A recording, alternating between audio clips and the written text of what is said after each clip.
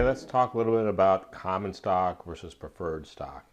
In accounting class, we talk about preferred stock a lot, but it's kind of rare, and it's a little different than common stock in that it trades more like a bond. So common stock doesn't talk about dividends anywhere. It's got a number of the stock certificate. It tells how many shares it represents. It's got the name of the company. It's got the shareholder's name. It's got a signature of the corporate official. But nowhere on there does it talk about a dividend. The dividends on common stock are strictly up to the corporation when they can afford to do it and when they choose to do it. That's a little different than the kind of preferred stock we talk about in beginning accounting class. Okay, now let's talk about preferred stock. Preferred stock has a preference as to dividends, meaning that preferred stockholders will get their dividends before common stockholders get paid any dividends. And if it's a cumulative preferred stock, if we miss a year, then we have to get caught up before we can pay any dividends to the common shareholder.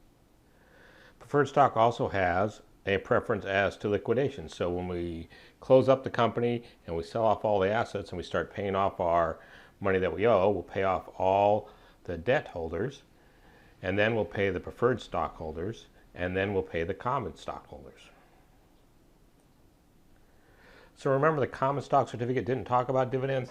This one does. It says that this is a 10% convertible preferred stock with a par value of $250, which means if you buy one share of this preferred stock, they will promise to pay you 10% of that every year, or $25 a year.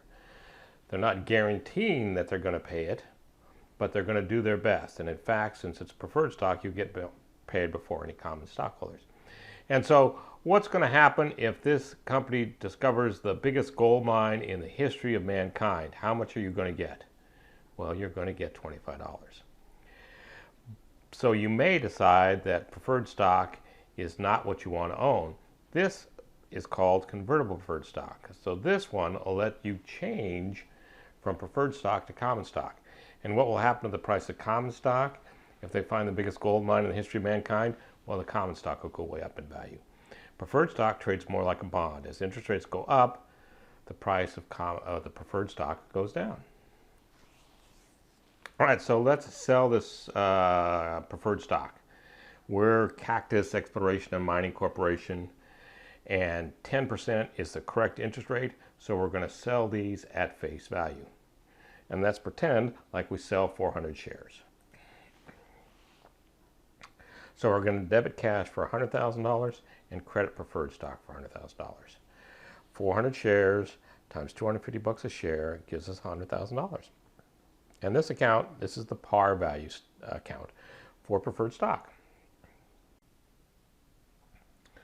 So let's pretend like we print up these stock certificates for this 10% preferred stock, and overnight interest rates go down so that the right rate for this instrument is 8.3%.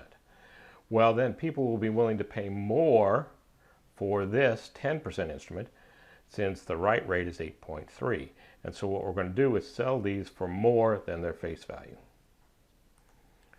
So let's pretend like we sell those 400 shares, but instead of selling them for $250 each, we sell them for $300 a share. So that means we're going to get 400 shares times $300 a share, or $120,000. The par value, $250 per share times 400 shares, goes into the par value account, just like we did with common stock. And anything above that goes into additional paid-in capital, or sometimes we call it paid-in capital in excess of par for preferred stock. And that extra $20,000 goes into that account. So preferred stock has a preference as to dividends. They have to get paid first before the common shareholders collect their dividends. If it's called a cumulative preferred stock, it means that that preference extends backwards in time. So if we miss a year on a preferred dividend, we've got to get all caught up on the missing years on all our preferred stocks before we can pay any dividends to the common stock. Preferred stockholders may not have voting rights. Common stockholders pretty much always get to vote for the board of directors. That may not be the case for preferred stock owners.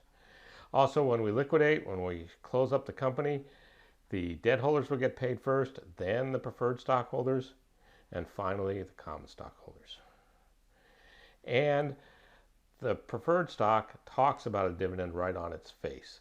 For example, the example we looked at was a 10% $250 par. That means that the company is going to do its best to pay you $25 a year. And since this is an interest rate, this instrument is going to trade more like a bond than a share of stock. Interest rates go up, this thing will sell for less than par. Interest rates go down, this thing will sell for more than par.